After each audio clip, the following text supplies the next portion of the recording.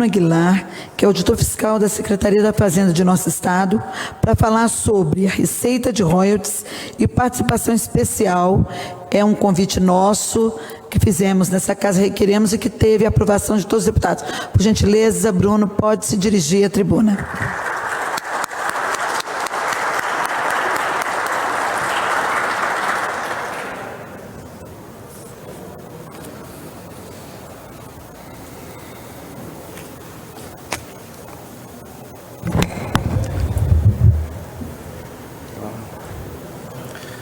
Boa tarde a todos os presentes. Saúdo também a mesa diretora na pessoa do deputado Hércules Silveira, da deputada que propôs e deu essa abertura para o fisco estadual vir falar aqui hoje, a deputada Janete, e junto com esse agradecimento também, comemorar a frente parlamentar para o fortalecimento da Receita Estadual para o estudo, para colaboração e análise para a Receita Estadual, que foi aberta também para a deputada Janete, que está sempre nas causas do fisco, é parceira e tem conclamado para um fisco mais forte, porque um fisco mais forte é um Estado forte, uma sociedade com entregas e recursos para toda a sociedade capixaba. Então eu quero agradecer nesse momento mais uma vez e aproveitar também nesse momento para agradecer, parabenizar, na verdade, minha cidade natal, que eu sei que está todo mundo assistindo lá em Muniz Freire, que está lá hoje, a Pérola do Caparaó Capixaba, que em julho está comemorando a sua emancipação política.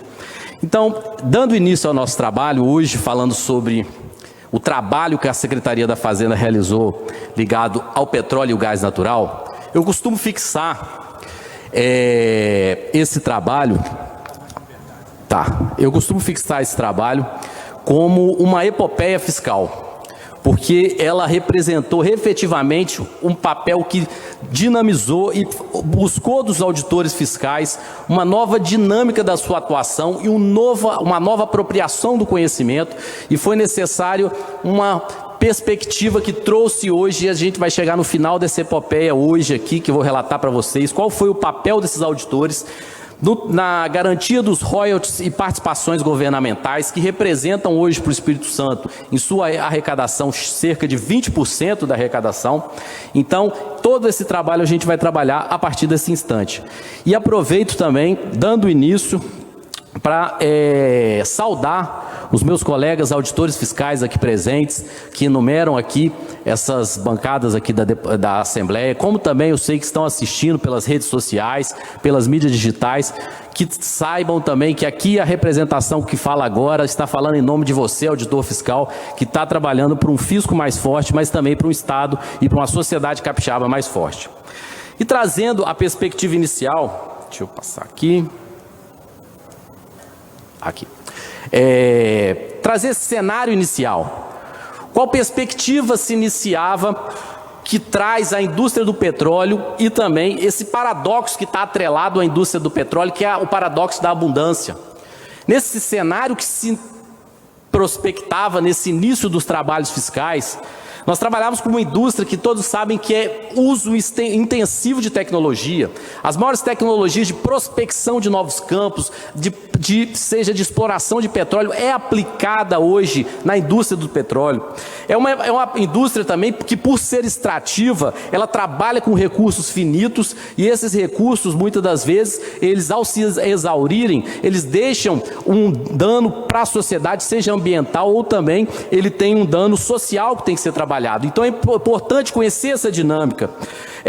Também a dinâmica da indústria do petróleo são operações complexas, seja da extração, do refino, do gás, aonde toda essa exploração, aqui em que tipo ela vai ser tirada, tem informações que são geológicas. Então é uma dinâmica que para um auditor que no início ele tem um conhecimento contábil, tributário, seja um conhecimento jurídico, mas que precisou também ele apropriar desse novo conhecimento que partia dessa complexidade que a indústria do petróleo traz. Então, É importante que esse monitoramento, ele traz também em si, porque é uma indústria altamente rentável. Todos sabem os prospectos que países auferiram, seja os países da Arábia Saudita, da Península Arábica, que trabalhou com a questão da exploração de petróleo, seja os países do Mar do Norte. Então, é altamente rentável, mas tem o paradoxo, tem as perspectivas dessa abundância. Traz disso para a sociedade, o que traz de retorno. Então é necessário que, apesar da rentabilidade, você tenha a postura estatal fiscalizando, tenha atores fiscais trabalhando para esses recursos que devem ser revestidos, compensados pela sociedade, sejam através de royalties ou participações especiais.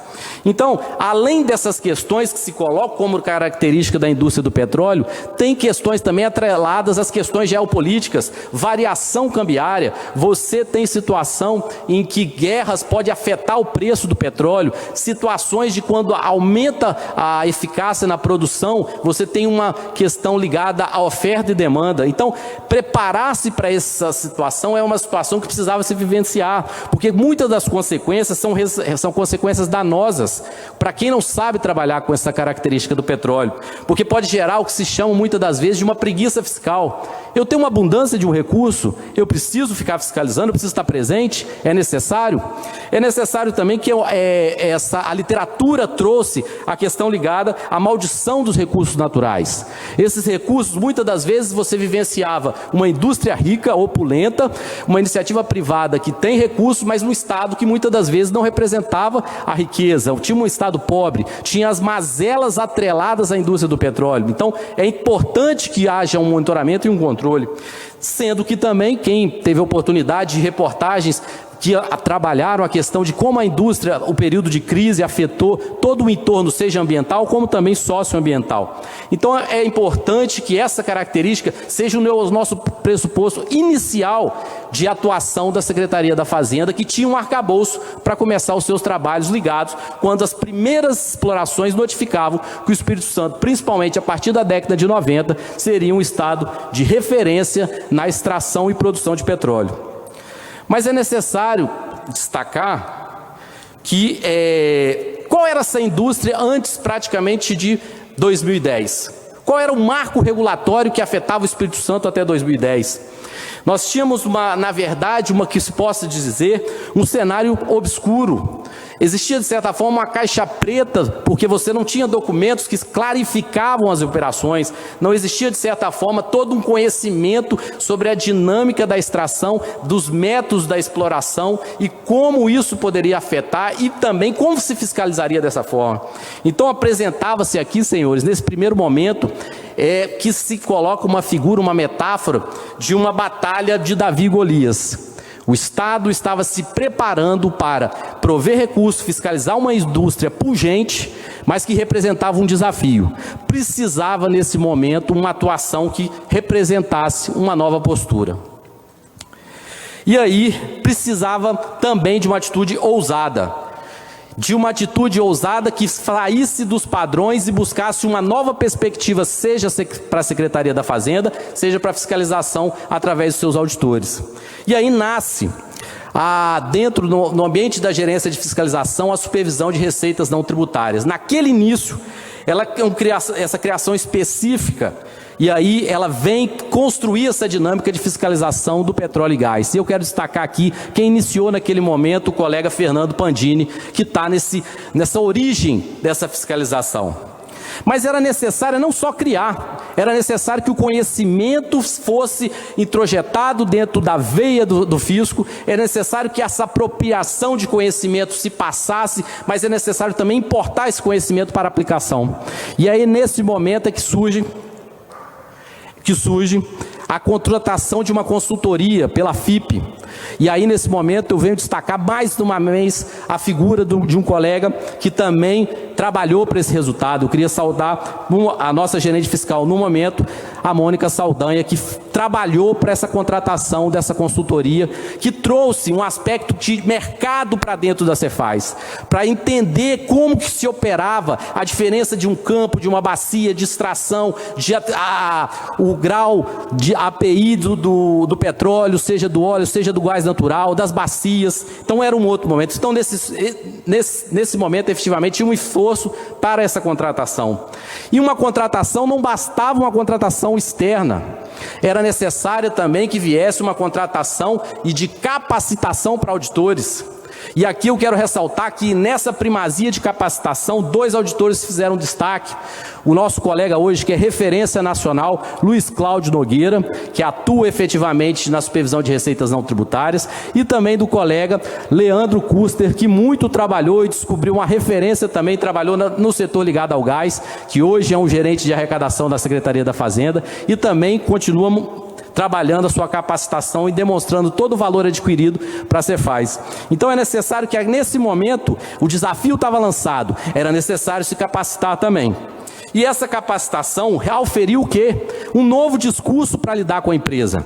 Um novo discurso que passava também uma noção que, para o campo do Parque das Baleias, existiria algo que precisaria ser rediscutido. E ali nasce, nesse início de trabalhos, a partir de 2010, 2011, a rediscussão do campo do Parque das Baleias.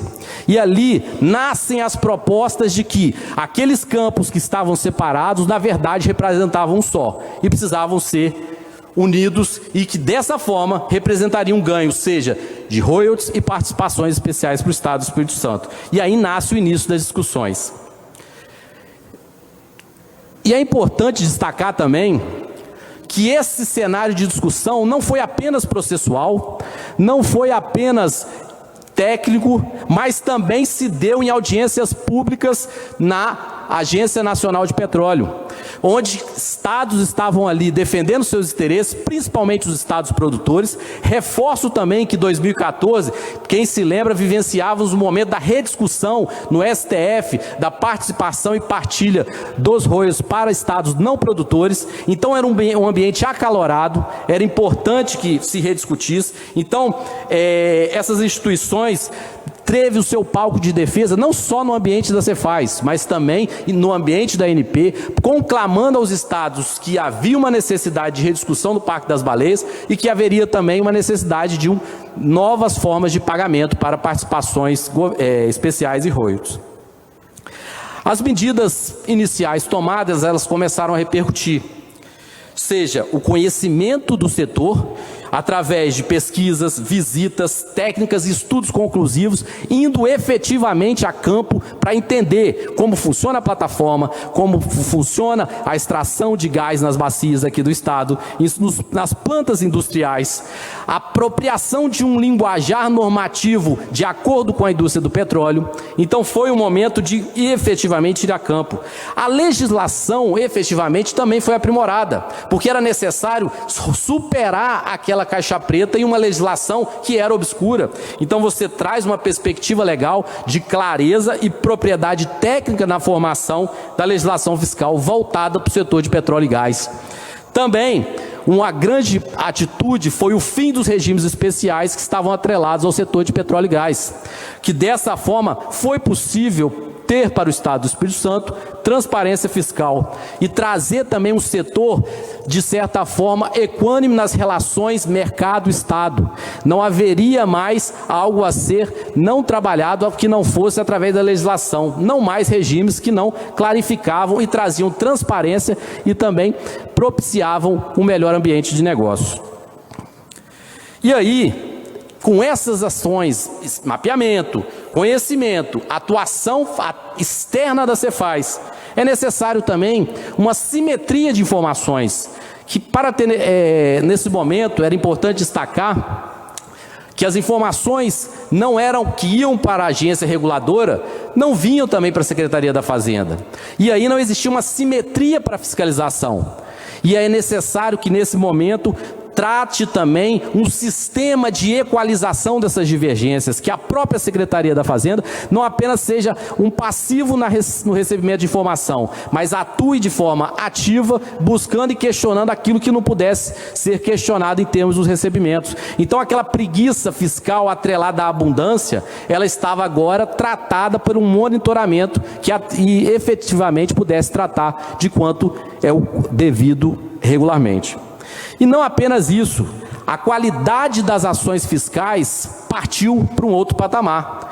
Era mais fácil o auditor lançar um auto de infração num contexto em que ele dominava o conceito de que se estava tratando em termos de boletim de produção, em termos de demonstrativo de apuração de participações especiais. Então era uma outra dinâmica, não se trabalhava nas incertezas, e o aprimoramento trouxe não só um conhecimento que afetava tanto a agência reguladora como internamente, mas o próprio mercado entendia que o marco regulatório do Espírito Santo propiciava uma transparência de mercado e deveriam se aproximar para que trabalhasse na maior regularidade. E aí, as medidas efetivamente começam a surtir efeito. Nesse momento, você tem toda a cadeia do petróleo e gás no estado do Espírito Santo monitorada, equiparada com as informações, desde o que informam nas plataformas extratoras até as escriturações de toda a cadeia produtiva, seja de petróleo e gás. E os resultados também repercutiram num diálogo sério, num diálogo aprofundado e profícuo com os atores do mercado, seja a Agência Nacional, Ministério de Minas e Energia, o próprio Instituto Brasileiro de Petróleo propôs um evento no estado do Espírito Santo para que se fosse realizado uma rediscussão, a participação da indústria, a participação do estado, em que todo esse setor que é pungente no estado, que também não só exportava petróleo e gás natural, mas também conhecimento fiscal para atuar na Secretaria da Fazenda. E essa segurança jurídica é importante que provém de uma legislação clara, enxuta, mas que também hoje ela é copiada por vários estados. Nós temos hoje estados que, em cooperação técnica, trabalham com o Espírito Santo, especialmente os grandes produtores do Brasil, seja Rio de Janeiro, São Paulo, Alagoas, Pernambuco, vem compartilhar e trocar informações com a Secretaria da Fazenda, seja utilizando o seu sistema de informação do Cipetro, seja aprimorando a dinâmica de trabalho, seja conhecendo como efetivamente apurar as informações que atuam através das participações governamentais.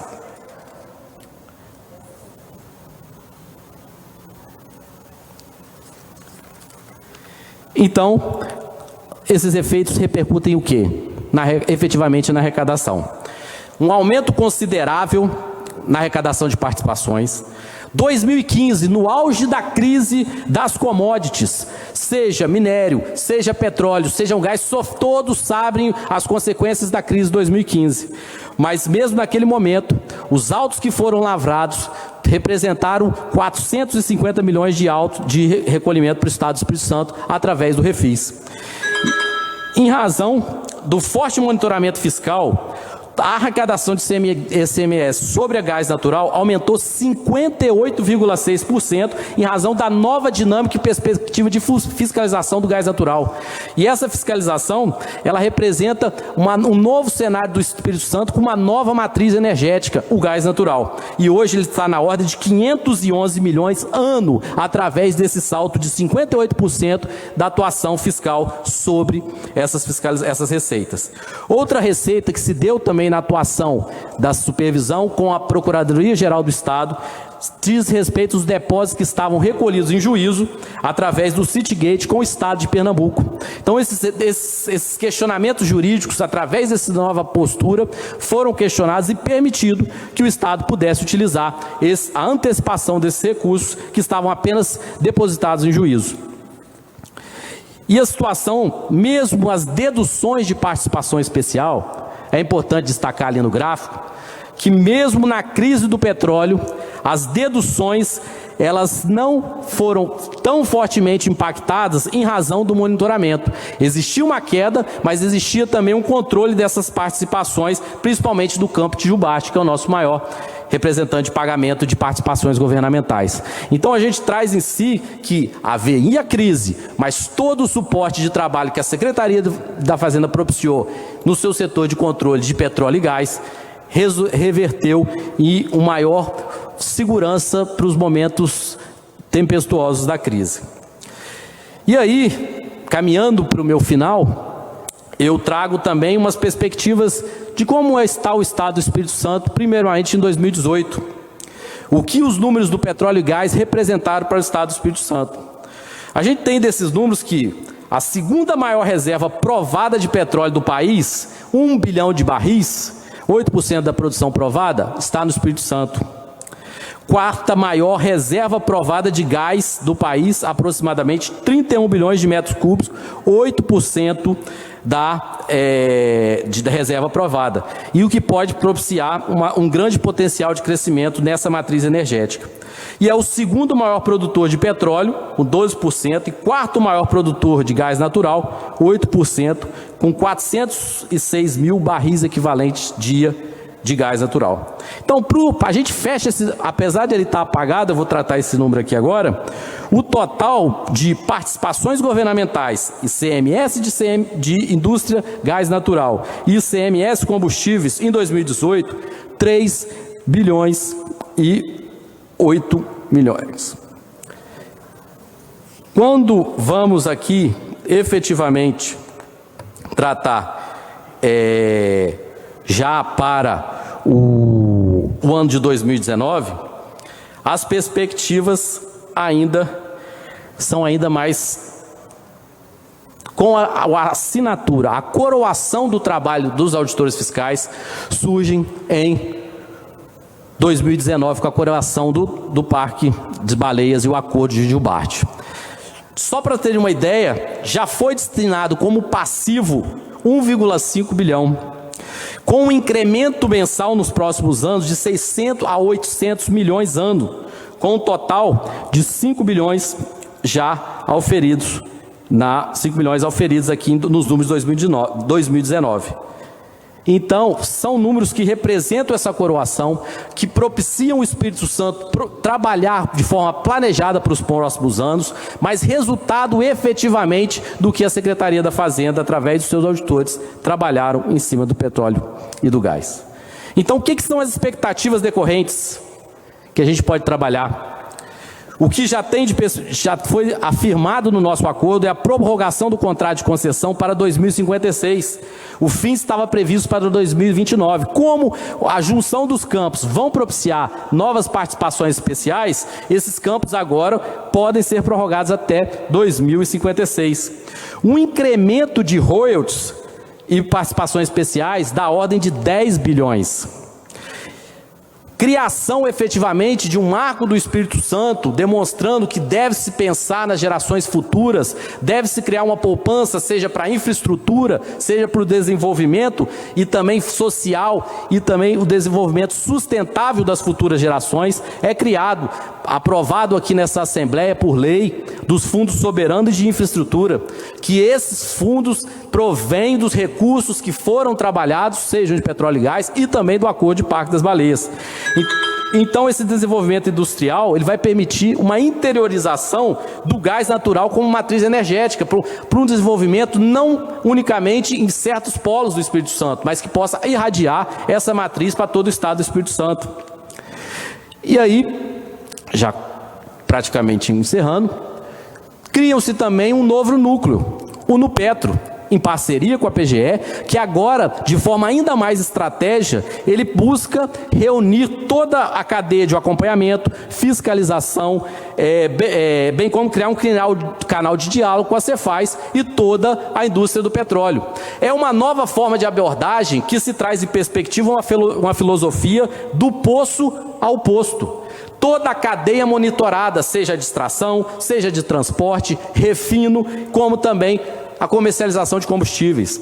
E aí, nesse setor, encampado hoje pela nossa referência, no colega Luiz Cláudio Nogueira, também com auditores como a Renata Jardim, como o Tiago Ferreira, que desenvolve esse acompanhamento, seja do petróleo, seja do gás, como uma construção coletiva dos trabalhos dos auditores ligados a Cefaz. Novos desafios estão lançados, porque todos sabem, a indústria do petróleo é necessário um acompanhamento constante, é necessário que o conhecimento seja aprimorado, porque é um recurso abundante, mas finito. Ele traz receitas que são expressivas, mas oscilando de acordo com as agruras do mercado internacional. E é importante que reverta não só em crescimento econômico, mas social para a sociedade capixaba. E aqui o trabalho da auditoria, dos auditores fiscais, propiciam recurso para o fundo, como também se pensando nas novas gerações. E o Nupetro é uma representação dessa nova função desse trabalho.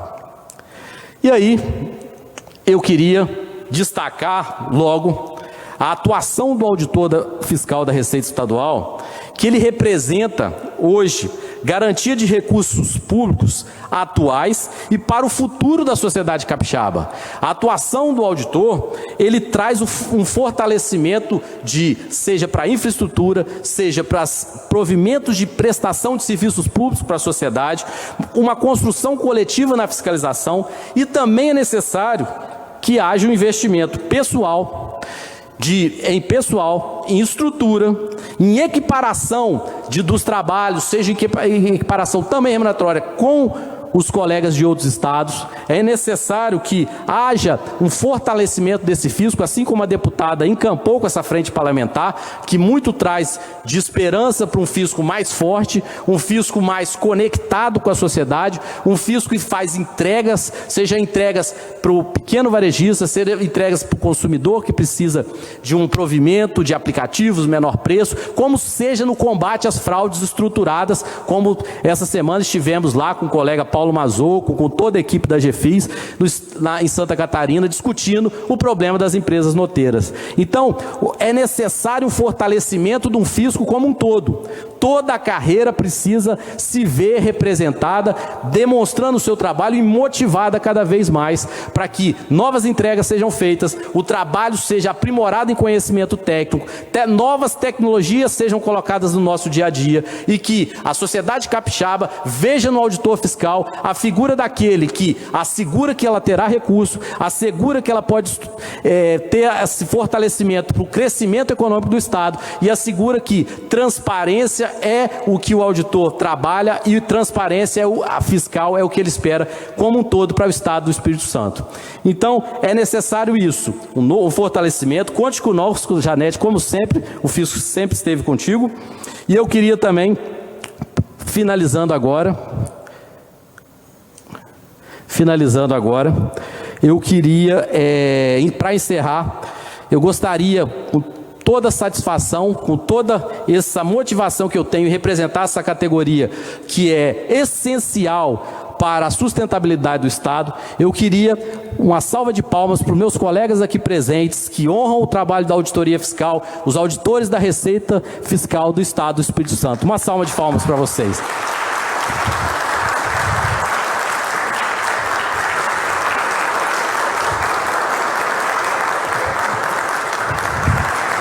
Obrigado a todos, obrigado pela oportunidade. Contem com o Fisco Capixaba. Obrigado. Boa noite. Obrigada. Pode ficar aqui em cima, Bruno, só um pouquinho, para a gente falar. Doutor Hércules também vai querer fazer uma intervenção, doutor Hércules? Eu gostaria de fazer. Eu estou muito feliz com a explanação, Bruno, e é isso que o povo capixaba espera dos servidores públicos. E vocês dão uma demonstração, com a sua fala aqui muito qualificada e com dados, do quanto nessa categoria tem qualidade de profissionais, que é a única categoria que vai lá e busca o recurso, põe no cofre do Estado, para que a gente possa ter os serviços que são prestados à população pelo Executivo, pelo Legislativo, pelo Judiciário, pelo Tribunal de Contas, pelo Ministério Público. Ou seja, se não coloca o recurso no cofre, não tem esse serviço do Estado à população.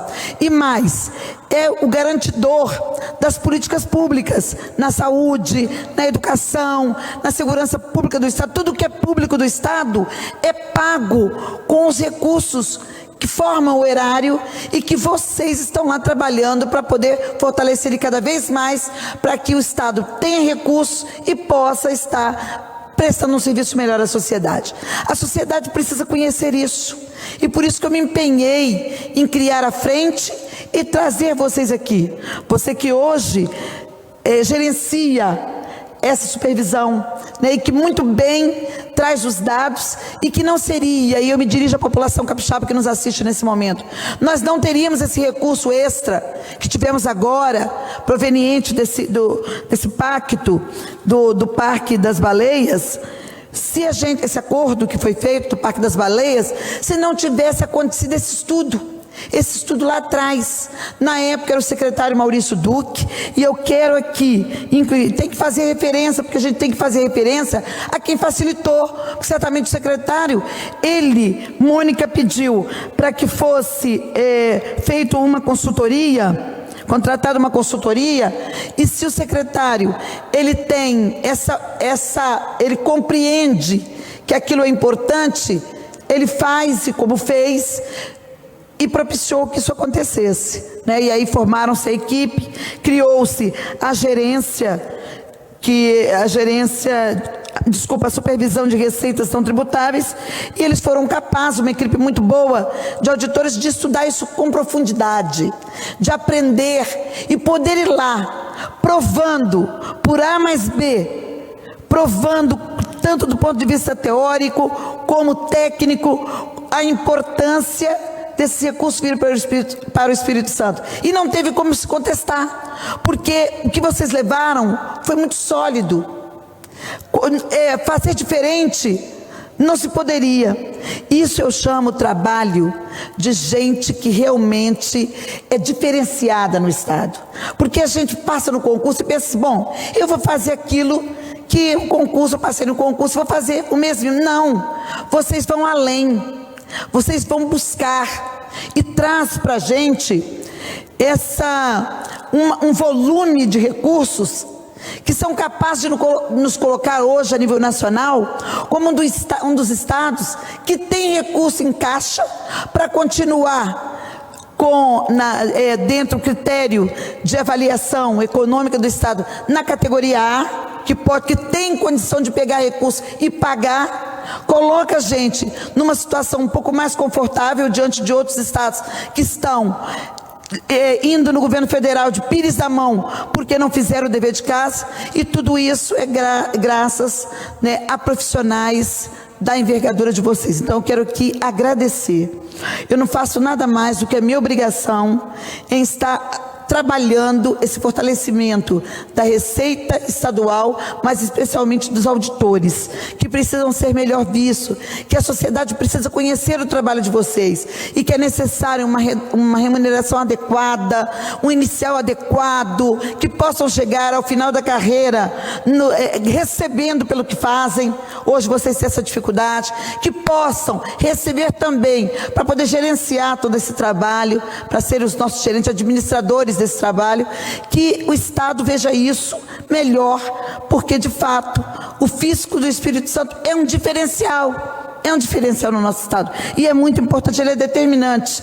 E aqui eu quero agradecer a essa equipe que hoje você gerencia, mas que é formada, você supervisiona, desculpa, não gerencia mesmo, é a equipe de supervisão, que é formada pelo Luiz Cláudio Nogueira, pela Fernanda, né? Que é Renata Jardim. Tem Fernanda, é Fernanda ou Fernando Pandini? Fernando Pandini. Fernanda, porque eu vou botar aqui igual um A. Mônica Saldanha, Renata Monjardim, Leandro Custer, Ivan Marques de Souza, Tiago Assis Mendes e tantos outros auditores que contribuíram para que esse trabalho fosse bem sucedido e a gente pudesse chegar a esse momento. Muito obrigada de coração, é uma honra tê-los aqui nessa casa, e vocês virão mais vezes para poder estar divulgando para a sociedade esse trabalho grandioso que a auditoria fiscal de nosso Estado faz em benefício de nosso povo. Estamos à disposição, deputada.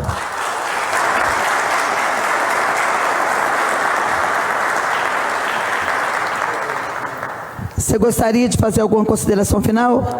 Então nós queremos te agradecer, queremos agradecer os auditores que aqui vieram, tem o Geraldo, que faz parte da diretoria do sindicato, Camisão não pôde vir, tem o Demuné também que faz parte, tem a Zenaide, são os diretores. Levantem, por gentileza, os diretores do Sindicato Fiscal. Gostaria que a Câmara, focalizasse. Obrigada pelo trabalho grandioso em benefício da categoria. E dizer que quando o Bruno falou das empresas noteiras, as pessoas não sabem o que é isso, Bruno. O que é empresa noteira? Empresa noteira são empresas laranjas, são as antigas laranjas. Elas vendem nota fiscal. Isso é um câncer para o Estado, porque se elas vendem nota fiscal, elas não estão botando esse recurso no Estado, porque normalmente são empresas laranjas que ficam em outros estados e acabam tendo esse comportamento que é nocivo à sociedade. Os auditores fiscais de nosso Estado, de nossa Fazenda Estadual, já lavraram, entre imposto e multa, mais de 3 bilhões e meio, que eles estão multando agora, um fato inédito no nosso país. Eles não estão indo mais na laranja, eles estão indo em cima de quem comprou a nota fiscal laranja e estão multando e estão cobrando esses impostos que pertencem ao povo do Espírito Santo e que está saindo daqui por trambiqueiros que acabam prejudicando os empresários de boa-fé que pagam em dia. Esses trambiqueiros não têm resguardo de nossa auditoria. Força, meninos e meninas, parabéns, muito obrigada, em nome do povo do Espírito Santo.